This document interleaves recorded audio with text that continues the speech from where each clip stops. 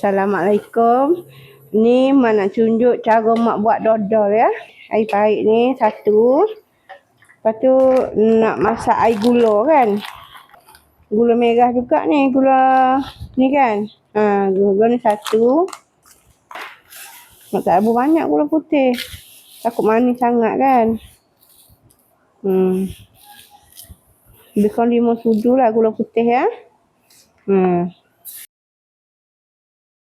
Tapi Mak guna macam Nisa juga. Gula Nisa. Nak masak air Nisa katakan. Nisa tu agak-agak lah. Mak pun dah habis kerja Nisa. Dah habis lah. Ya.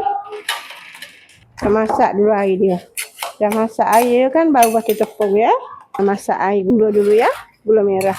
Ni Mak tak ada daun pandan lah. Tak ada yang siapa yang ada daun pandan tebus lah. Daun pandan wangi sikit. Pokok Mak habis mati daun pandan. Ni Mak nak sukat dia punya tepung pulut ya. Dia kalau satu pulut, satu air lah. Ya. Ni Mak pakai tepung beras ni dua ni. Dua cawan. Kalau nak buat tak banyak tak, dia pakai cawan besar, cawan kecil je ya. Ni Mak buat ni banyak sikit lah kira. Dua cawan ni je. Air dia pun kena 2 cawan ni. Tapi Mak kena tambah sikit lah. Mak tak suka keras sangat. Mak garam sikit ya. Ni santan Mak pakai santan segar ya. Tak diperah di kelapa ni. Dia kalau satu pulut, satu santan. Okey.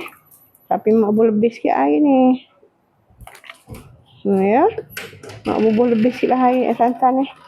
Dia dah sedap kan. 2 cawan setengah lah santan dia. Kan kita buat air gula sikit lagi kan. Tambah air gula sikit kan. Ni dah start nak masuk tepung ya. Tepung yang kita basuh dengan santan tadi kan. Mak dah masukkan ya. Kejap lagi boleh kacau ni. Jangan buka api dulu. Biar dia sebati tu kan baru buka api. Tapi Mak nak tapis lah. Ada yang berkotor-kotor nampak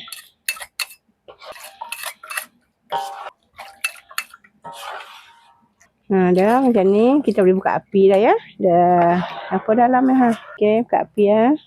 Ni dah kering dah ni tapi lambat lagi ni. Dia kurang-kurang pun 2 jam ni baru siap. Kalau dodol lah namanya kan. Ni nak tunggu sampai dia keluar minyak dia ke apa? Dia nak hitam tu baru boleh tutup api lambat lagi. Ni dah jadi dodol cair dah ni. Lagi 1 jam siap lah. 1 jam lagi. Ni dah siap ya. 2 jam tadi kacau. Ni Mak tutup api dah. Dah tak daya nak ngacau ni pasal apa? Dia dah naik borek. Ni lah dia hasil dodol tadi ya. Mantap.